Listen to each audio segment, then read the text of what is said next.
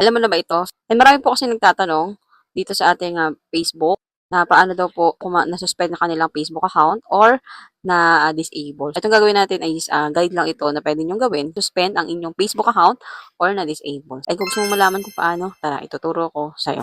So, punta po tayo dito sa inyong Google Chrome at i-search po natin. Yan, itong report a logging issue. Tapos, itong unang lumabas, i-click po natin. Reporting a problem with Facebook, Facebook Help Center. Ayan. So, dito tayo mapupunta sa kanyang reporting a problem with Facebook at scroll down lang kayo at pindutin nyo naman tong give feedback. At i-click nyo tong proactive feedback. And dito, sa product and na product or picture, so ilagay nyo lang is login. Then, and dito sa feedback, ipipaste nyo lang ito. Ayan.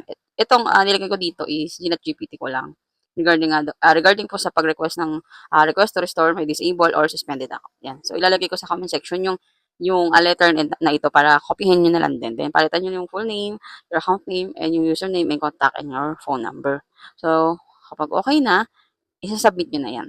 Ayan. So, ganun lang kadali kapag mag-submit po kayo ng form. Pero may full video tutorial po tayo dito sa ating sa YouTube account, itong Sarah Jane Semic. So, click nyo lang itong how to recover and submit a fill form.